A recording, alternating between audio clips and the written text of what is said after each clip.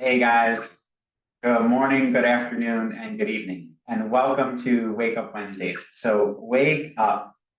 These Wake Up Wednesdays are an opportunity for us to reinvigorate one another and for us to recalibrate towards our plan. And the way that we do that is we look down at our GSD list and we make sure we are getting stuff done on this list. But if you're like me and you're a list guy and you like to cross up your to-dos, but your to-dos don't lead to outcomes, then what's the point anyway? You want to make progress towards your outcomes, towards your plan. Otherwise, you're just going from meeting to meeting, chat to chat, you're double and triple booked, the queries are building up, multiple people are calling you, and you're not making progress towards your outcomes. So welcome to Wake Up Wednesdays and wake up. I want to talk to you guys today about an article that I posted in the group chat that was titled, "Are you using AI as part of your project management toolkit?" And what I'm going to do here is just pull up my notes from the article to make sure I don't miss anything. And we're going to talk about the top 4 AI tools that you can start using right now in your project management toolbox. That first tool is going to be the OG. This is in 5 years from now, this is going to be the original. This is going to be the one people are going to talk about. And this is OpenAI's ChatGPT. The next one we're going to talk about is my preferred method of virtual communication, and that is Zoom's AI companion. The third is my preferred way to work with data and presentations, and that's going to be Microsoft's Copilot. And the fourth is going to be my preferred project management, tracking, and product management software. This is going to be Atlassian or Jira's Rovo. That's Rovo. So let's look at the first one. Let's look at Zoom's AI companion first, and let's look at some of the do's and the don'ts that are going to help you. So for Zoom's AI companion, what this will do, if it's enabled, you have to enable it.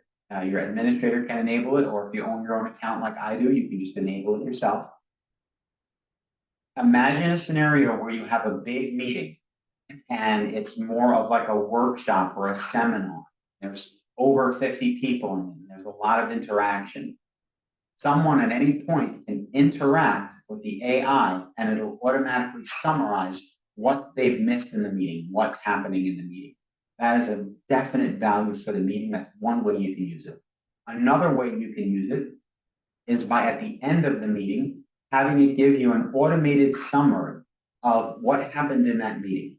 So if you're like me and you don't have a whole staff of people and you're in charge of setting up the agenda, running the meeting, doing all the follow-ups, it's your virtual assistant that captures everything. So you can be in the moment with everyone and have it capture that summary. So here are some things you don't want to do. You don't want to tell people, well, just ask the AI, it'll summarize it for you. And you don't want to rely on the summary only. You want to use this as a first level edit for you to then go in and make any administrative changes. All right. It can be like your assistant. Let's talk about the second tool, the OG, OpenAI's ChatGPT. Guys, I love this thing for both personal and professional use. So if you're a professional like myself and your company allows for it, you can use an API, just a fancy acronym for allowing your programmers to have that interface with its systems. If you can connect this to your professional systems, it opens up a whole new world of possibilities. You can do everything here from asking it to give you a RACI matrix template, a project plan template, an outline for PI planning. It'll produce all of those things for you. You can ask it to help you brainstorm with ideas. Some of the new features and functions that I think you guys are really going to love that they've just incorporated are a web search. So in addition to pulling from its database that automatically gets updated, if you want something more real time, you can hit the web function. It'll pull that stuff in automatically. Another thing I love is the speech component they just rolled out. I actually configured mine so I can interact with it. There's a couple different voice options. I interact with the female voice just like I would with my smart assistants all throughout my house. And I can talk to it and we can brainstorm different ideas. And guys, believe it or not, some of the interaction is better than the interaction you would get with a coach. About $20 a month for this thing. I know that can be expensive for some people, but definitely worth it.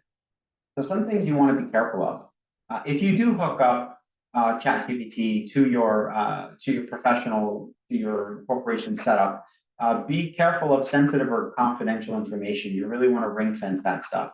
And the other thing is it makes mistakes. So pretend like you're talking to one of the most smartest, savviest people you know. It's not without error.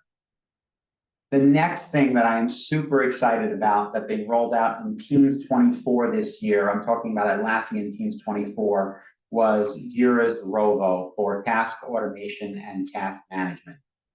So Rovo can do a whole host of things for you, making your life as the project manager or the PM much easier. So we are talking about things like updating routine tasks, updating Confluence boards, automatically sending out information, automated rules, automated analysis to see how the teams are trending. Very powerful. If you can hook this up to your overall Confluence or any projects in the past, you can ask it questions. It'll give you data-driven insights back immediately. I absolutely love this. You really want to play around with this. So don't rely on Rovo to be a human being, right? There's back in the old days, an executive would hand me their Jira project and they'd be like, Mark, I got thousands of Jiras. I don't know what's going on here. Can you get your hands in there? Can you figure it out? We get it organized, set up some categories, set up some structure, set up Scrum teams, Kanban teams. We get it under control. In order to do that, you had to read through a lot of information across Confluence sites, wiki sites, stories, epics, etc. Jira can do a lot of that for you with Rovo, but don't. It's not going to be able to take over the additional value that a person would add. So you want to use it complementary. And the next thing is don't ignore the team's feedback. If you have Rovo doing a lot of automated tasks for you and sending out communication, so for example, every time a lot of stories that build up to an epic is closed, maybe that epic automatically sends release notes letting your users know. If you're getting feedback from your users that doesn't like what the release notes, the way it's structured, don't ignore that stuff. So tweak it. The fourth one, another thing I absolutely love. This is another option for you. I think this is a little less than $20 a month. This might be like $15 a month in totality, and you get like 100 gigs of storage through Microsoft Cloud, Office 365. Is Microsoft Copilot. This thing is excellent. This will help you draft emails, rewrite sentences, give you first drafts on presentations, analyze data in Excel, help you with project plans and projects, do things with Loom. Really, really awesome tool. So I'm a Microsoft guy, I'm a Jira guy, I'm a Zoom guy, and I'm an OpenAI guy. So these are the tools that I absolutely love that I have in my toolkit. You want to make sure that the number one thing you remember is that while AI is going to offer you significant advantages, it's going to help you be more efficient and effective.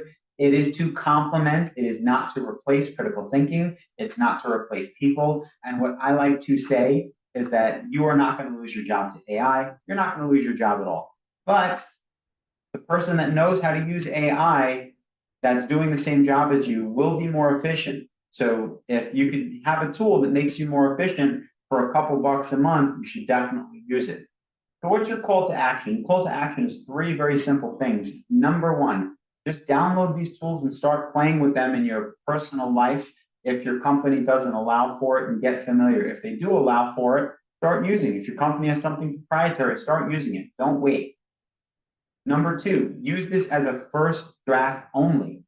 You should edit everything, no matter what you ask it for, no matter what it does for you.